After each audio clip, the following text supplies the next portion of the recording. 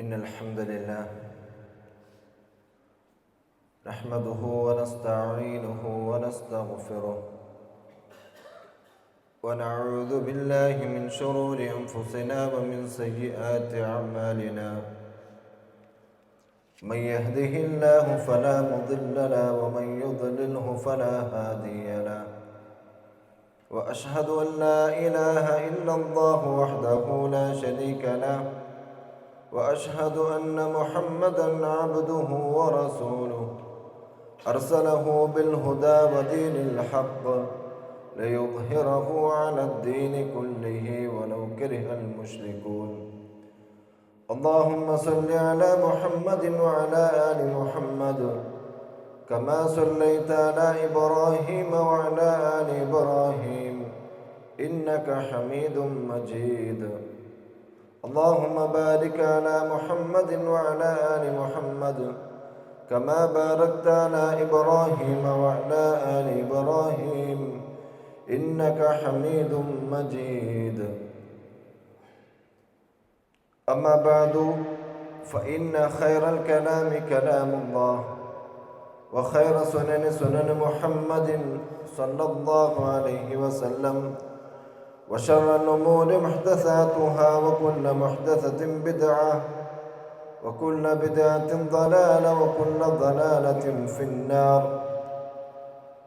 أعوذ بالله من الشيطان الرجيم بسم الله الرحمن الرحيم يا أيها الذين آمنوا اتقوا الله حق تقاته ولا تموتن إلا وأنتم مسلمون أعوذ بالله من الشيطان الرجيم إنما يريد الشيطان أن يوقع بينكم العداوة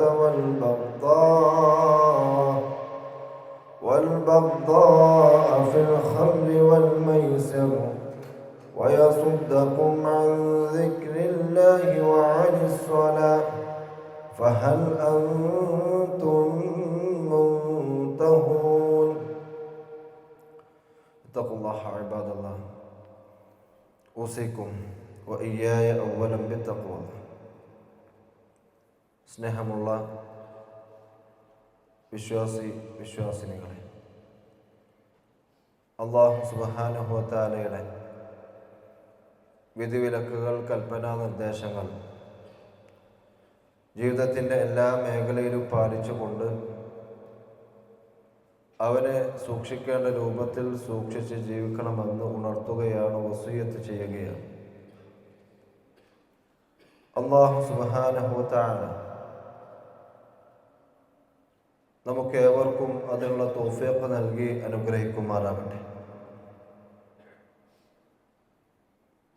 നമ്മുടെ നാട്ടിൽ, നമ്മുടെ അടുത്ത ജില്ലയിൽ ഒരു സംഭവം, വലിയ സമ്പന്നനായിട്ടുള്ള ഒരു കച്ചവടക്കാരൻ 5000 കോടി ആസ്തിയൊക്കെയുള്ള ഒരു കച്ചവടക്കാരൻ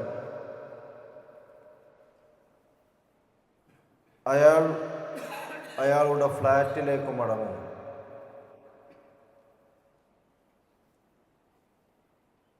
അയാളുടെ ഫ്ലാറ്റിലേക്ക് മടങ്ങിയ സന്ദർഭത്തിൽ ഫ്ലാറ്റിൻ്റെ ഗേറ്റ് തുറക്കാൻ വൈകുന്നു.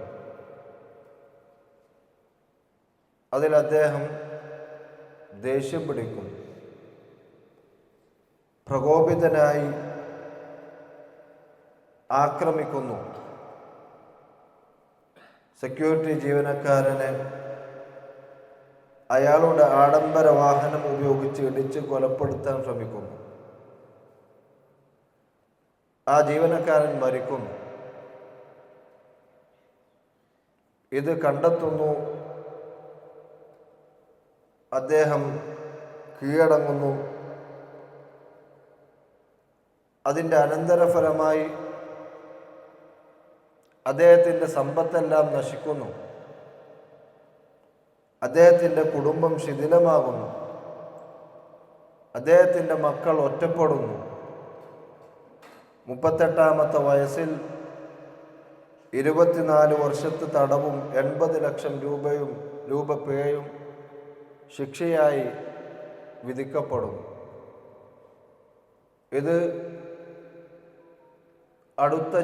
നമ്മുടെ അടുത്ത ജില്ലയിൽ നടന്ന സംഭവമാണ്. അല്ലാഹു സുബ്ഹാനഹു വ തആല നമുക്ക്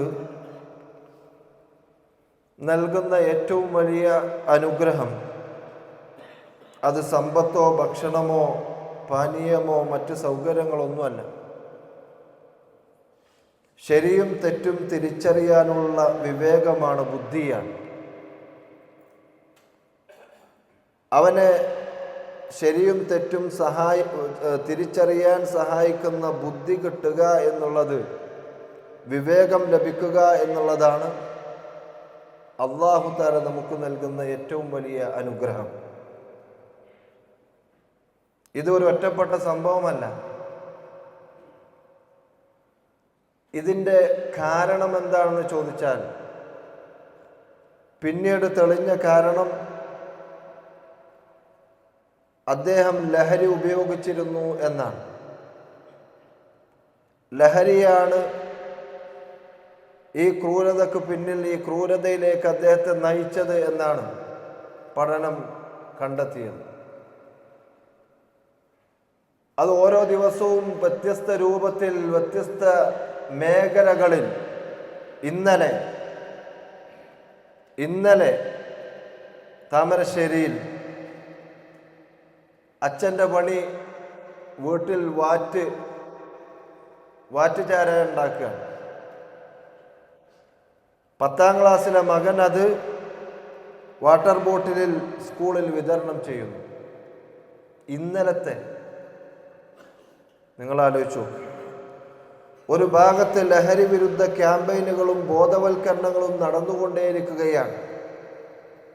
ലഹരി വിരുദ്ധ പ്രതിജ്ഞകൾ നടന്നുകൊണ്ടിരിക്കുകയാണ്.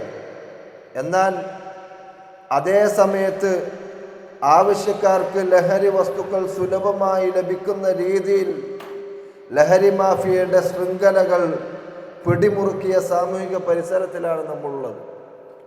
വളരെ സൂക്ഷിക്കേണ്ട, വളരെ ശ്രദ്ധിക്കേണ്ട ഒരവസ്ഥയിൽ നിങ്ങൾ ആലോചിച്ച് നോക്കുക. മലയാളികൾ അവരുടെ ഭക്ഷണത്തിനായി, അരിക്കായി പ്രതിവർഷം 5000 കോടി രൂപ ചെലവഴിക്കുന്ന സമയത്ത് അതിൻ്റെ 4 ഇരട്ടിയോളം തുകയാണ്, 19,000-ഓളം കോടി രൂപയാണ് മദ്യത്തിലൂടെ നമ്മുടെ സമൂഹത്തിൽ നിന്ന് ഒലിച്ചു പോകുന്നത്. 4 ഇരട്ടി. അല്ലാഹു തആല കാത്തുരക്ഷിക്കുമാറാകട്ടെ. അതിൻ്റെ പിന്നിലുള്ള, അതുമായി ബന്ധപ്പെടുന്ന പ്രശ്നങ്ങൾ, ആ പ്രശ്നങ്ങളിലൂടെ നമുക്ക് നഷ്ടമാകുന്ന സമ്പത്ത് വേറെ. മദ്യത്തെ ഒരു ലഹരി പോലുമല്ലാത്ത, ലഹരി വസ്തു പോലുമായി കാണാത്ത ഒരു കാലഘട്ടത്തിലാണ് നമ്മളുള്ളത്. മദ്യമാണ് ലഹരി എന്നല്ല, മദ്യം ചെറിയതാണ്, രാസലഹരി മാത്രമാണ് ലഹരി എന്നുള്ള രൂപത്തിലേക്കാണ് നമ്മുടെ പൊതുസമൂഹം പോയിക്കൊണ്ടിരിക്കുന്നത്. അതുകൊണ്ടാണ് പോഷകമുള്ള പാനീയമാണ് എന്ന് ചില ജനപ്രതിനിധികൾ വരെ പറഞ്ഞത്.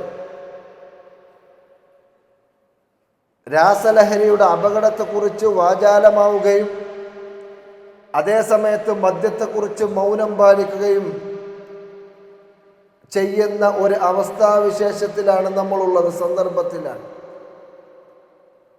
ഇവിടെയാണ് മദ്യനിരോധനത്തിന് ഒരു പഴുതടച്ച പ്രായോഗികമായിട്ടുള്ള ഒരു വഴി കാണാതെ നമ്മുടെ രാഷ്ട്രനായകന്മാർ വരെ വിഷമിക്കുന്ന അവസ്ഥയിൽ മദ്യത്തിനെതിരെ, ലഹരിക്കെതിരെ പടപൊരുതുന്ന ഏതൊരാൾക്കും ഇസ്ലാമിൻ്റെ മാർഗം കൃത്യമായി മനസ്സിലാക്കാൻ പറ്റുന്ന രൂപത്തിൽ, അവർക്ക് വെളിച്ചം വീശുന്ന രൂപത്തിൽ കൃത്യമാണ്.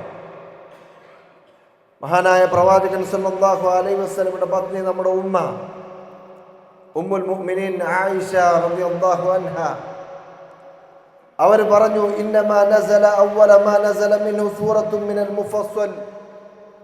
അതിൻ്റെ പരിഹാരം പറയാൻ ആയിഷ റളിയല്ലാഹു അൻഹ പറയാൻ, ചെറിയ ചെറിയ സൂറത്തുകളാണ് ആദ്യം ഇറങ്ങിയത്. ഫീഹാ ദിക്റുൽ ജന്നതി വന്നാർ. അതിൽ സ്വർഗത്തെപ്പറ്റി നരകത്തെപ്പറ്റിയുള്ള പഠനങ്ങളാണ്. സ്വർഗമെന്താണ്, നരകമെന്താണ്, അതിനെപ്പറ്റിയാണ്. ഹത്താ ഇദാ സാബ അന്നാസു ഇലൽ ഇസ്ലാം.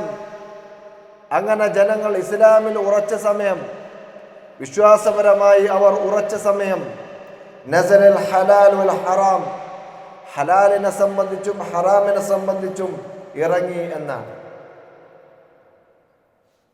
ആദ്യം വിശ്വാസം ശരിയാകണം.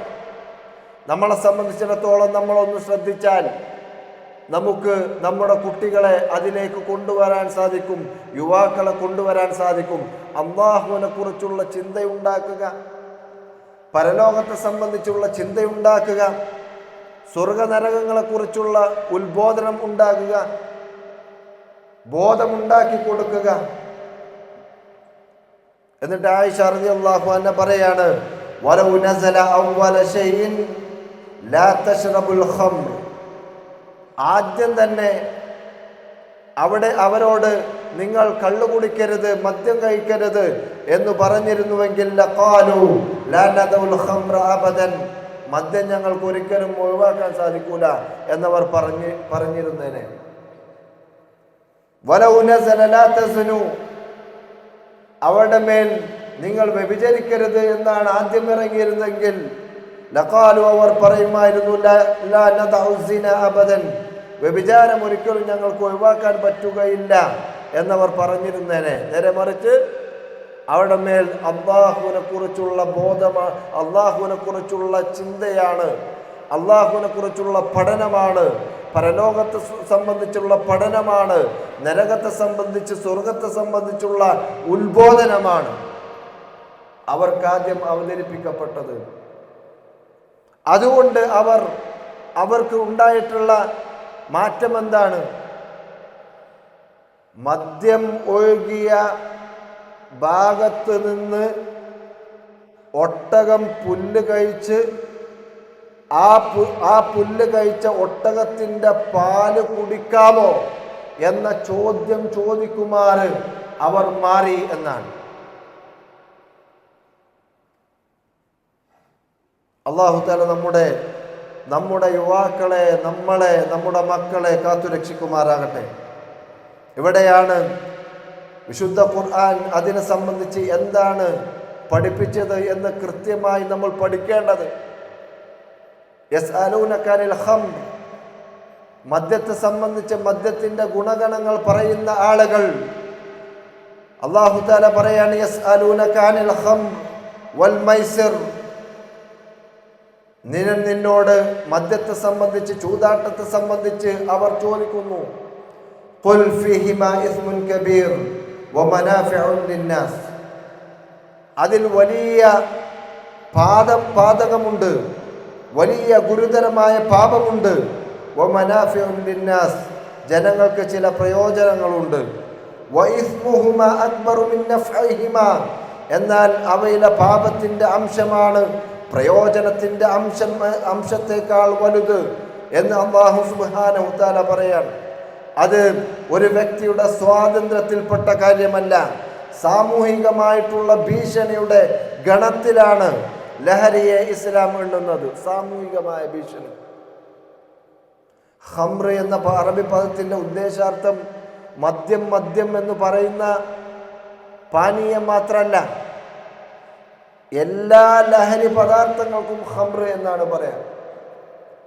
മദ്യം എന്ന് പറഞ്ഞ ആരും എന്ത് ചെയ്യുന്നില്ല, കുടിക്കുന്നുണ്ടോ? അതാണ് അല്ലാഹുവിൻ്റെ റസൂൽ സല്ലല്ലാഹു അലൈഹി വസല്ലം പറഞ്ഞത്, എൻ്റെ ഉമ്മത്തിൽപ്പെട്ട ആളുകൾ അവസാന കാലമാകുമ്പോൾ അവർ മദ്യം പല പല പേരുകളിലായി ഉപയോഗിക്കും. പല പേരുകളിലായി ഉപയോഗിക്കും. എന്താണ് മദ്യം എന്ന് പറഞ്ഞാൽ? കുല്ലു മുസ്കിരിൻ ഖംർ, ലഹരി ഉണ്ടാക്കുന്ന എല്ലാം മദ്യമാണ്. വകുല്ലു മുസ്കിരിൻ ഹറാം, ലഹരി ഉണ്ടാക്കുന്നതെല്ലാം നിഷിദ്ധമാണ് എന്ന് റസൂലുള്ളാഹി സ്വല്ലല്ലാഹു അലൈഹി വസല്ലം. അപ്പോ പുകച്ചും കുത്തിവച്ചും ശ്വസിച്ചും വാസനിച്ചും കുടിച്ചുമൊക്കെ ഉപയോഗിക്കുന്ന വിവിധ രൂപത്തിലുള്ള ലഹരികൾ എല്ലാം ഒരുപോലെ നിഷിദ്ധമാണ്. അല്ലാഹു തആല കാത്തു രക്ഷിക്കുമാറാകട്ടെ. ഹസനുൽ ബസ്രി റഹ്മത്തുള്ളാഹി പറഞ്ഞു, ലൗ കാനൽ ആഖിലു യുസ്തറാ ലതഗാല الناس في ثمنه. ബുദ്ധി എന്നത് പണം കൊടുത്ത് വാങ്ങാൻ കിട്ടുന്ന ഒന്നായിരുന്നുവെങ്കിൽ മനുഷ്യൻ അതിന് എത്ര വലിയ വില നൽകാനും തയ്യാറാകുമായിരുന്നു. ഫൽഅജബ് മിമ്മൻ യശ്തരി ബിമാലിഹി മാ യുഫ്സിദു. എന്നാൽ തൻ്റെ സ്വന്തം പണം കൊടുത്ത് തൻ്റെ ബുദ്ധിയെ നശിപ്പിക്കുന്നവന്റെ കാര്യമാണ് അൽ ആജബ്, അതിശയകരം. അല്ലാഹു തആല കാത്തു രക്ഷിക്കുമാറാകട്ടെ. ചില ആളുകൾ പറയാറുണ്ട് അല്ലേ, കുറച്ചാകാം. ഏതൊരു സ്ട്രീമർ, ഗെയിമിംഗ് സ്ട്രീമർ പറഞ്ഞു അല്ലേ, എൻ്റെ ബിസിനസ്സുമായി, ഞാൻ ചെയ്യുന്ന ബിസിനസ്സുമായി ബന്ധപ്പെട്ട് പല ആളുകളും മദ്യം കുടിക്കുന്ന ആളുകളാണ്. അതുകൊണ്ട് ഞാൻ മാത്രം ഒഴിഞ്ഞു നിന്നാൽ അവർക്കൊരു ബുദ്ധിമുട്ടാണ്. അതുകൊണ്ട് ഞാൻ കുറച്ച് കഴിക്കുന്നു.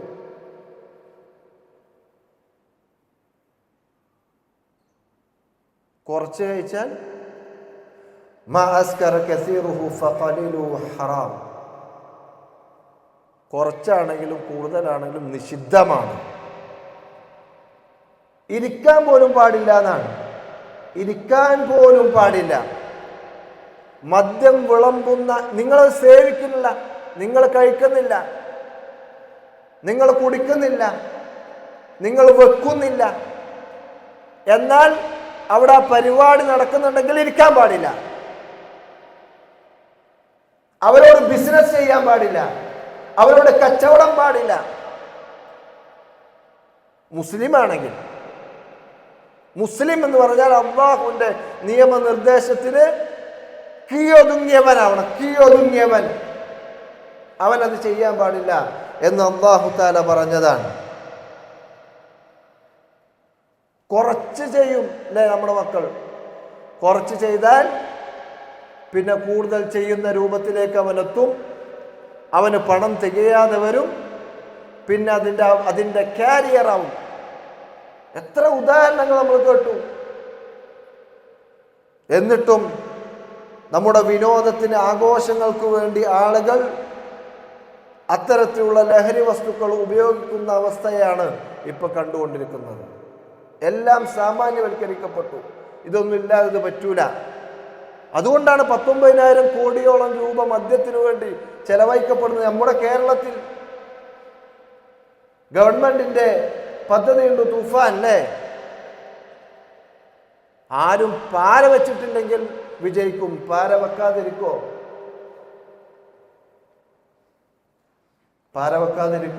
കാരണം ഏറ്റവും കൂടുതൽ കുടിയന്മാരാണുള്ളത്. അല്ലാഹു തആല കാത്തു രക്ഷിക്കുമാറാകട്ടെ. അതുകൊണ്ട് തന്നെ മദ്യവുമായി ബന്ധപ്പെട്ട സർവ്വതിനെയും അല്ലാഹു തആല ശപിച്ചിരിക്കുന്നു എന്നാണ്. സർവ്വതിനെയും, ബന്ധപ്പെട്ട സർവ്വതിനെയും. ലഅനത്തുൽ ഖംറു അലാ അശറത്തി ഔജുഹ്, 10 കാര്യങ്ങളെ സംബന്ധിച്ച്, അതുമായി ബന്ധപ്പെട്ട്, മദ്യവുമായി ബന്ധപ്പെട്ട്, ലഹരിയുമായി ബന്ധപ്പെട്ട് 10 കാര്യങ്ങൾ അല്ലാഹു തആല ശപിച്ചിരിക്കുന്നു. ബിഐനിഹാ, മദ്യത്തെ അത് ലഹരി പദാർത്ഥം എന്ന നിലക്ക്, വആസിരിഹ വമുഅതസിരിഹ, അത് ഉൽപ്പാദിപ്പിക്കുന്നവനെ, ഉൽപ്പാദിപ്പിക്കാൻ ഏൽപ്പിക്കുന്നവനെ, വബാഇഇഹ വമുബ്താഇഹ, അത് വിൽക്കുന്നവനെ, അത് വാങ്ങുന്നവനെ, വഹാമിലിഹ വൽ മഹ്മൂലതി ഇലൈഹി, അത് ചുമന്നുകൊണ്ട് പോകുന്നവനെ, അത് ആർക്കു വേണ്ടിയാണോ ചുമക്കപ്പെടുന്നത് അവനെ. എന്ന് പറഞ്ഞാൽ നിങ്ങൾ ഒരു വാഹനം ഓടിക്കുകയാണെങ്കിൽ അത് എക്സ്പോർട്ട് ചെയ്യാൻ പാടില്ല എന്നാണ് അതിൻ്റെ അർത്ഥം. ഞാൻ എൻ്റെ പണിയല്ലേ ചെയ്യണത്, ഞാൻ മദ്യമൊന്നും കുടിക്കുന്നില്ല, ഞാനൊരു ഭാഗത്തുനിന്ന് അപ്പുറത്തേക്ക് കൊണ്ടുപോകുന്നുള്ളൂ, ഒരു സ്ഥലത്തേക്ക് കൊണ്ടുപോകുന്നുള്ളൂ. ഇല്ല, ശപിക്കപ്പെട്ട പണിയാണ് എന്ന് റസൂലുള്ളാഹി സ്വല്ലല്ലാഹു അലൈഹി വസല്ലം.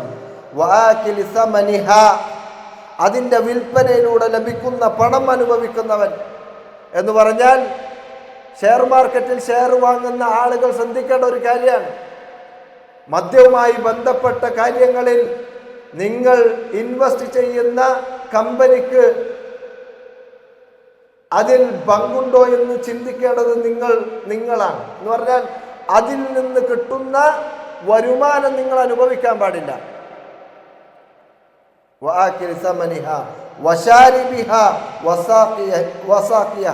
അത് കുടിക്കുന്നവനെ, കുടിക്കാൻ കൊടുക്കുന്നവനെ. ഞാൻ മദ്യമൊന്നും കുടിക്കുന്നില്ല, പക്ഷേ ഞാൻ എന്താണ്, വെയിറ്ററാണ് ബാറിൽ. മുസ്ലിമിന് പാടില്ല. അല്ലാഹു തആല കാത്തു രക്ഷിക്കുമാറാകട്ടെ. ഒരു മുസ്ലിം മദ്യം കഴിക്കുകയാണെങ്കിൽ, മദ്യം എന്ന് പറഞ്ഞാൽ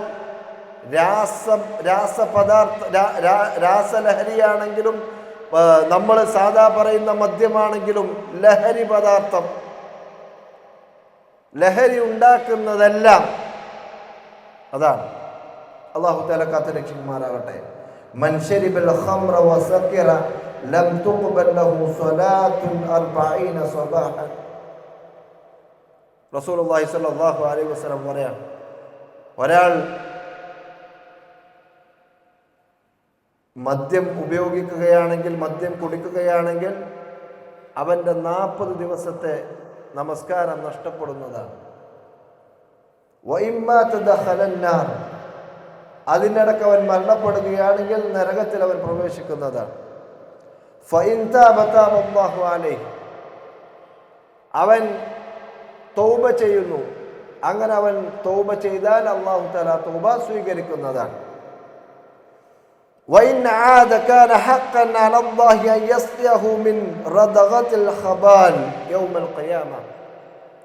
അവൻ വീണ്ടും വീണ്ടും അത് ചെയ്യുകയാണെങ്കിൽ അല്ലാഹു തആല അവനെ റദഗത്തുൽ ഖബാൽ കുടിപ്പിക്കുന്നതാണ്.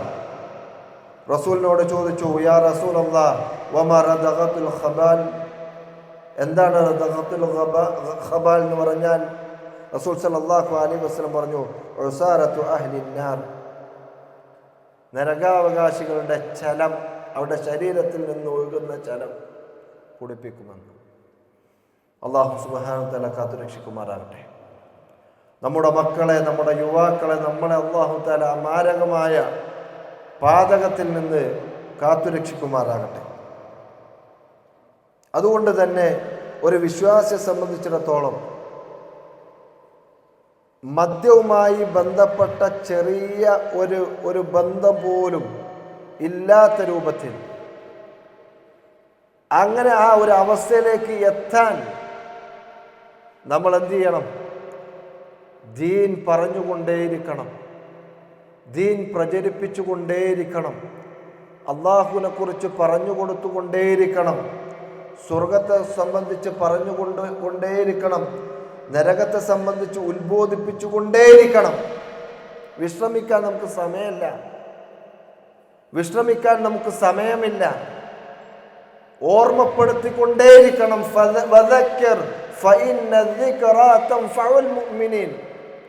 നീ ഓർമ്മപ്പെടുത്തുക എന്നുള്ളത് മുഅ്മിനീങ്ങൾക്ക് ഉപകാരപ്പെട്ടേക്കാം എന്ന് അല്ലാഹു സുബ്ഹാനഹു വ തആല. ആ രൂപത്തിൽ സമൂഹത്തെ ഉത്ബോധിപ്പിക്കാൻ നാം കൂട്ടായ പരിശ്രമങ്ങൾ നടത്തേണ്ടതുണ്ട്. അല്ലാഹു സുബ്ഹാനഹു വ തആല തൗഫീഖ് നൽകി അനുഗ്രഹിക്കുമാറാകട്ടെ.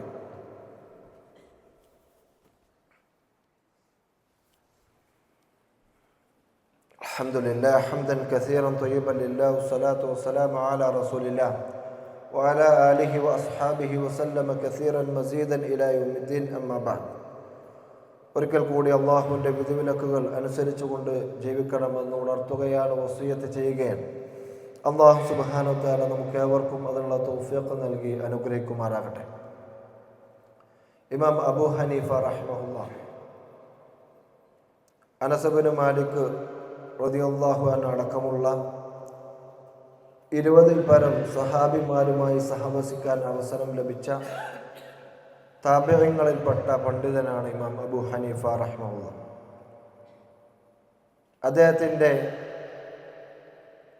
അയൽവാസിയായ ഒരു ചെരുപ്പുകുത്തി, അദ്ദേഹം രാവിലെ മുതൽ വൈകുന്നേരം വരെ അദ്ദേഹത്തിൻ്റെ ജോലി ചെയ്യുകയും വൈകുന്നേരമായാൽ ഇറച്ചിയോ മീനോ എന്തെങ്കിലും മേടിച്ച് വീട്ടിൽ പോയി അത് പാകം ചെയ്ത് മദ്യപിക്കാൻ ആരംഭിക്കും. അങ്ങനെ മദ്യപിക്കാൻ ആരംഭിച്ച് അവസാനം അതൊരു ബഹളം രൂപത്തിലായി പാട്ടുപാടുമെന്നാണ്. എന്താണ് പാട്ട്? അവരെന്നെ പാഴാക്കി കളഞ്ഞു, യുദ്ധരംഗത്തും അതിർത്തി കാക്കാനും ഉപകരിക്കുമായിരുന്ന എത്രയോ മികച്ചൊരു യുവാവിനെയാണ് അവർ നഷ്ടപ്പെടുത്തിയത് എന്ന് അദ്ദേഹം ഈ ലഹരിയിൽ അങ്ങനെ വിലപിക്കുമെന്നാണ്. ഇമാം അബൂ ഹനീഫ റഹിമഹുല്ലാഹ് അദ്ദേഹത്തിൻ്റെ തഹജ്ജുദ് നമസ്കാരവുമായി ബന്ധപ്പെട്ട് എണീക്കുന്ന സമയത്ത് ഇതിങ്ങനെ കേൾക്കും. എല്ലാ ദിവസവും. ഒരു ദിവസം കേൾക്കാനില്ല, അയാളെ ശബ്ദമൊന്നും കേൾക്കാനില്ല. അന്വേഷിച്ചപ്പോൾ പട്രോളിംഗ് നടത്തിയിരുന്ന പോലീസുകാർ പിടിച്ചുകൊണ്ടേക്കുക.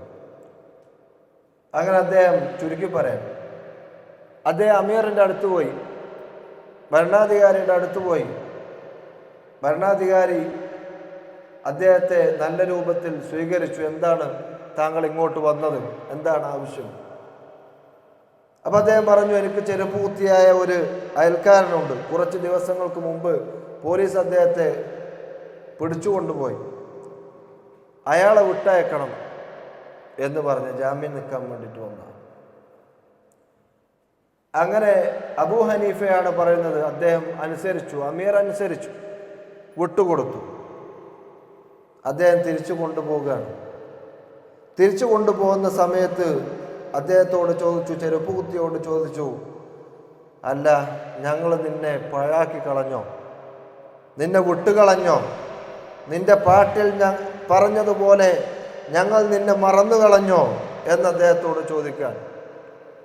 അപ്പം ആ ചെറുപ്പക്കാരൻ പറയാണ്, ഇല്ല, താങ്കൾ എന്നെ ചേർത്തു പിടിച്ചിരിക്കുന്നു, അയൽവാസി എന്ന നിലക്ക് താങ്കൾ എന്നെ ചേർത്തു പിടിച്ചിരിക്കുന്നു, അയൽപക്ക ബന്ധത്തിൻ്റെ പവിത്രത കാത്തു സൂക്ഷിച്ചിരിക്കുന്നു, എന്നെ സംരക്ഷിച്ചിരിക്കുന്നു, അള്ളാഹു താങ്കൾക്ക് പ്രതിഫലം നൽകട്ടെ. അങ്ങനെ ഇമാം അബൂ ഹനീഫ റഹിമഹുല്ലാഹ് അദ്ദേഹത്തോട് സംസാരിക്കുകയും അദ്ദേഹത്തിന് മനംമാറ്റമുണ്ടാകുകയും അവസാനം അള്ളാഹുലേക്ക് തൗബ ചെയ്ത് മടങ്ങുകയും ചെയ്തു. പിന്നീട് അദ്ദേഹം ഒരിക്കലും തിരിച്ചു വരാത്ത രൂപത്തിലേക്ക്. അതാണ് ഈമാനിൻ്റെ പവർ. ഈമാനിൽ നിന്ന് പ്രചോദനം ഉൾക്കൊണ്ട് ആരെങ്കിലും അതിൽ നിന്ന് ഒഴിവായാൽ പിന്നീട് അവൻ പോകില്ല. അതുകൊണ്ടാണ് നമ്മൾ പറഞ്ഞുകൊണ്ടേയിരിക്കണം എന്ന് പറയാൻ കാരണം, ഉപദേശിച്ചു കൊണ്ടേയിരിക്കണം എന്ന് പറയാൻ കാരണം അതാണ്. ഈമാനിൻ്റെ പവർ അതാണ്. അള്ളാഹുവിനെ കുറിച്ചുള്ള ബോധം ഒരു മനുഷ്യൻ്റെ മനസ്സിൽ ആഴ്ന്നിറങ്ങിയുള്ള റിസൾട്ട് അതാണ്. ഈ സംഭവത്തിൽ നിന്ന് നമുക്കെന്ത് മനസ്സിലായി? ഒരു മദ്യപാനിനെ കണ്ടാൽ, അല്ലെങ്കിൽ നമ്മുടെ മഹലിൽ ഒരു മദ്യപാനി ഉണ്ടെങ്കിൽ, ഒരു രാസലഹരി ഉപയോഗിക്കുന്ന, ലഹരി പദാർത്ഥങ്ങൾ ഉപയോഗിക്കുന്ന ആരെങ്കിലും ഉണ്ടെങ്കിൽ എന്താണ് നമ്മൾ ചെയ്യേണ്ടത്? അവരെ ചേർത്തു പിടിക്കണം എന്നാണ്. അവരതിൽ നിന്ന് ഒഴിവാകാനുള്ള മാർഗങ്ങൾ മാർഗത്തിലേക്ക് അവരെ എത്തിക്കണം എന്നാണ്. നമുക്ക് ശത്രുത മദ്യപാനികളോടല്ല, മദ്യപാനികളെ ചേർത്തു പിടിച്ച് അവരെ ആ തെറ്റിൽ നിന്ന് അല്ലാഹുവിൻ്റെ മാർഗത്തിലേക്ക് എത്തിക്കാൻ നമ്മൾ സഹായിക്കണം. ലഹരിക്ക് അടിമപ്പെട്ട ആളുകളോടല്ല നമ്മുടെ വെറുപ്പ് അവരെ അതിലേക്ക് നയിക്കുന്ന ആളുകളോടാണ്. ശക്തമായ നിലപാട് അത് വിൽക്കുന്ന ആളുകളോട് നമുക്കുണ്ടാകണം. നമ്മുടെ മഹലിൽ ഒരാളും അവരുടെ കടകളിൽ ആ ലഹരി പദാർത്ഥങ്ങൾ വിൽക്കുന്നില്ല എന്ന് ഉറപ്പുവരുത്താൻ നമുക്ക് സാധിക്കണം. അങ്ങനെ നമ്മൾ അറിഞ്ഞാൽ അതിനെപ്പറ്റി ബന്ധപ്പെട്ട ആളുകളെ അറിയിക്കാനുള്ള ഉത്തരവാദിത്വം കൂടി നമുക്കുണ്ട്. ആ ഉത്തരവാദിത്വം നമ്മൾ ചെയ്യണം. അല്ലാഹു തആല തൗഫീഖ് നൽകി അനുഗ്രഹിക്കുമാറാകട്ടെ. നമ്മളെയും നമ്മുടെ യുവാക്കളെയും നമ്മുടെ യുവതികളെയും നമ്മുടെ മക്കളെയും ഈ മാരകമായ സാമൂഹിക വിപത്തായ മദ്യത്തിൽ നിന്ന്, രാസലഹരിയിൽ നിന്ന്, ലഹരി പദാർത്ഥങ്ങളിൽ നിന്ന് കാത്തുരക്ഷിക്കുമാറാകട്ടെ. നമ്മിൽ നിന്ന് വന്നുപോയിട്ടുള്ള പാപങ്ങൾ റഹ്മാനും റഹീമുമായ റബ്ബ് സുബ്ഹാനഹു വ തആല വിട്ടുപുറത്തു മാപ്പാക്കി തരുമാറാകട്ടെ. എല്ലാവർക്കും ആരോഗ്യം നൽകി അനുഗ്രഹിക്കുമാറാകട്ടെ. എല്ലാവർക്കും സാമ്പത്തിക ഭദ്രത നൽകി അനുഗ്രഹിക്കുമാറാകട്ടെ. നമ്മളേവരും അറിഞ്ഞതുപോലെ നമ്മുടെ അലിക്കാക്കു അല്ലേ, നമ്മളൊക്കെ എല്ലാവർക്കും അറിയാം. പലപ്പോഴും അദ്ദേഹമാണ് ഈ പള്ളിയിൽ ആദ്യമായിട്ട് വരിക, ജുമുഅക്ക് ആദ്യമായിട്ട് വരിക പലപ്പോഴും അദ്ദേഹം മരണപ്പെട്ടിരിക്കുകയാണ്. അല്ലാഹു സുബ്ഹാനഹു തആല അദ്ദേഹത്തിൻ്റെ കർമ്മങ്ങൾ സ്വീകരിക്കുകയും വന്നുപോയിട്ടുള്ള കുറവുകൾ, പാപങ്ങൾ അവൻ്റെ റഹ്മത്ത് കൊണ്ട് വിട്ടുപുറത്തു മാപ്പാക്കി കൊടുക്കുകയും ചെയ്യുമാറാകട്ടെ. അദ്ദേഹത്തെയും നമ്മെയും അവൻ്റെ ജന്നാത്തുൽ ഫിർദൗസിൽ ഒരുമിച്ച് കൂട്ടുമാറാകട്ടെ. اللهم اغفر للمؤمنين والمؤمنات والمسلمين والمسلمات الأحياء منهم والأموات إنك مجيب الدعوات يا قاضي الحاجات. اللهم أعز الإسلام والمسلمين وأذل الشرك والمشركين. اللهم يا مقلب القلوب ثبت قلوبنا على دينك. اللهم يا مقلب القلوب ثبت قلوبنا على دينك. اللهم يا مصرف القلوب صرف قلوبنا إلى طاعتك. اللهم انصر المسلمين في كل مكان. اللهم انصر المسلمين في كل مكان. اللهم انصر المسلمين في كل مكان. اللهم أجرنا من النار. اللهم أجرنا من النار. اللهم أجرنا وأجر والدينا من النار. ربنا آتنا في الدنيا حسنة وفي الآخرة حسنة وقنا عذاب النار.